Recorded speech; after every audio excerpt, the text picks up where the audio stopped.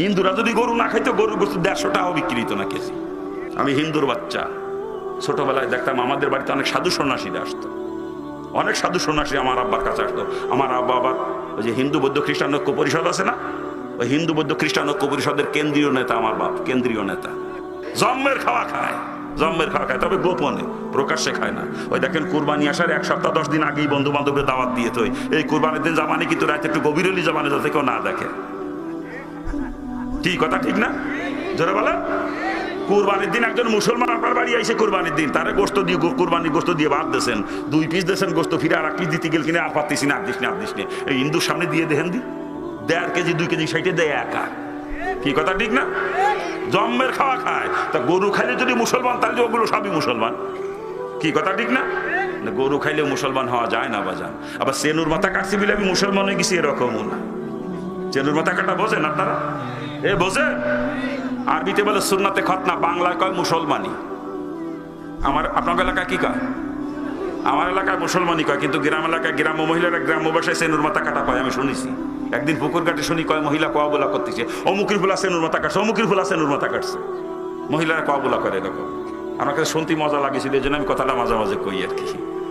বর্তমান ডাক্তাররা পরীক্ষা নিরীক্ষা করে পাইছে পুরুষের শরীরে এমন কিছু রোগের সৃষ্টি হচ্ছে যার একমাত্র ট্রিটমেন্ট হলো খতনা, এর বিকল্প কোনো চিকিৎসা নাই আর এই কারণে বর্তমান ডাক্তারদের পরামর্শ মোতাবেক অনেক হিন্দু বৌদ্ধ খ্রিস্টানরাও রোগের থেকে মুক্তি পাওয়ার জন্য খতনা করাইতেছে, ঠিক না? তা খতনা করাইলে যদি মুসলমান হয় তাহলে তো সবই মুসলমান। কি কথা ঠিক না?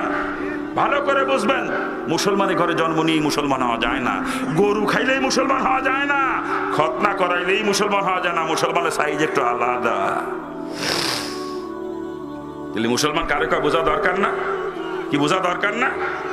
বলছিলাম একটু আগে দিতে স্টেজে দেয় নাই, সময় মতো দিলে মুসলমান বানায় থুয়ে যেতাম এলাকার মানুষ সব। মুসলমান বানায় থুয়ে যা, আপনার কি এর মুসলমান? খালি গরু খাইয়ে আর সেনুর মাথা কেটে মুসলমান দাবি করেন। ইসলামের রসই কারণ নয় আপনাদের মধ্যে, ইসলামের রসই কারণ নয় আপনাদের মধ্যে। মুসলমান আমি, আপনারা না। আমি মুসলমান, আপনারা না। কারণ আপনারা যা করেন এগুলো মুসলমানের কাজ না, মুসলমান এগুলো করতে পারে না কোনো সময়। খারাপ লাগে নাকি? খারাপ লাগে? মুসলমান কয় কারে? যার ঈমান আছে, সুন্নাত তরিকায় জিন্দেগি চলে, সেই হচ্ছে মুসলমান। A to Z, up to bottom, থুতুবেলা থেকে শুরু করে আর জাতিসংঘ পর্যন্ত যেখানে মুসলমান অবস্থান করবে তার জিন্দিগি ওইখানে রসুলের তরিকায় চলা লাগবে।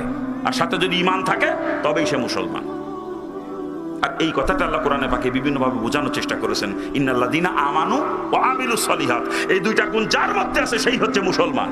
আর এরাই যাবে জান্নাতে, আর কেউ না। এদের সম্পর্কে আল্লাহ বিভিন্ন জায়গায় খোঁজ খবর শোনাচ্ছেন বিভিন্ন রকম। এক জায়গায় বলতেছেন জান্নাতুন তাজরি মিন তাহতিহাল আনহার, আর এক জায়গায় বলতেছেন কান্নাতুহুম জান্নাতুল ফিরদাউসি নুজুলা। এক এক জায়গায় আল্লাহ পাকে এক এক রকম খোঁজ খবর শোনাচ্ছেন এদের সম্পর্কে, ঠিক না? যাদের ভিতরে 2টা গুণ আছে, যার ঈমান আছে, নেক আমল করে, এদের সম্পর্কে কি ঠিক না? আর নেক আমল কারে কয় তাও তো বুঝিনি মুসলমান। নেক আমল কারে কয় তাও বোঝে না মুসলমান। মনে করে নামাজ পড়া নেক আমল, রোজা রাখা নেক আমল। এই বিয়াক্কেল, নামাজ নেক আমল অতক্ষণ হবে যতক্ষণ রসুলের তরিকায় হবে। আর রসুলের তরিকার খেলাফ হলে নামাজও আল্লাহ পাকে নাফরমানি। কি ঠিক কিনা? রোজা রসুলের তরিকা হলে নেক আমল, আর রসুলের তরিকার খেলাফ হলে রোজাও নাফরমানি, ঠিক না? পক্ষান্তরে পায়খানা প্রস্রাব রসুলের তরিকা হলে নেক আমল, থুতু ফেলা রসুলের তরিকা হলে নেক আমল। পেট ভরে খাবো, জম্মের খাওয়া গরুর মতো খাবো, রসুলের তরিকা যদি খাইতে পারি খাওয়া নেক আমল। ঠিক আছে? হ্যাঁ, অর্থাৎ রসুলের তরিকায় কাজ করার নামই হচ্ছে নেক আমল। যেই কাজের মধ্যে রসুলের তরিকা আছে ওটা রসুলের তরিকায় করলে নেক আমল হবে। আর রসুলের তরিকার খেলাফ হলে ওটার নামই আল্লাহ পাকে নাফরমানি। কথা ঠিক কিনা? আর যেই কাজের মধ্যে রসুলের তরিকাই নাই, রসুল যেটা কোনোদিন করেন নাই বা করতে বলেন নাই, ওইটাকে কোনোদিনও নেক আমল বানানো যাবে না। ওটা হলো ডাইরেক্ট নাফরমানি, মুসলমানের কাছেও কখনো যাইতে পারে না, ঠিক কিনা? যারা বলেন ঠিক কিনা? আর এমন কোন সেক্টর একজন মানুষের জিন্দেগিতে নাই যেই সেক্টরের মধ্যে আমার রসুলের তরিকা নাই। কি বলেন? আপনারাই বলেন। খানা খাওয়ার মধ্যে কি রসুলের তরিকা আছে? পায়খানা প্রস্রাবের মধ্যে, ঘুমানোর মধ্যে, পোশাক পরিচ্ছদের মধ্যে, থুতু ফেলার মধ্যে, হাতে পায়ে নখ কাটার মধ্যে, গোপদাড়ি কাটা ছাটার মধ্যে, মাথার চুল কাটা ছাটার মধ্যে, বগলের নিচের পশম, নাভ নিচের পশম পরিষ্কার করার মধ্যে, দাঁত মাজার মধ্যে, কান পরিষ্কার করার মধ্যে এমন কোন সেক্টর একজন মানুষের জিন্দেগিতে নাই যেই সেক্টরের মধ্যে আমার রসুলের তরিকা নাই। কি করেন? ব্যবসার মধ্যে, চাকরির মধ্যে, কৃষিকাজের মধ্যে, বিবাহ শাদীর মধ্যে, স্ত্রীর সঙ্গে মিলামিশার মধ্যে, সন্তান লালন পালনের মধ্যে, প্রতিবেশীর সঙ্গে আচরণের মধ্যে, আত্মীয়দের সঙ্গে আচরণের মধ্যে। কি আমার কথা জবাব দেন না কেন? বিধর্মীদের সঙ্গে আচরণের মধ্যে। এমন কোন সেক্টর একজন মানুষের জিন্দগিতে নাই যেই সেক্টরের মধ্যে আমার রসুলের তরিকা নাই। যার ঈমান আছে সর্ব সেক্টরে রসুলের তরিকা ইখতিয়ার করে চলে, সেই হচ্ছে মুসলমান।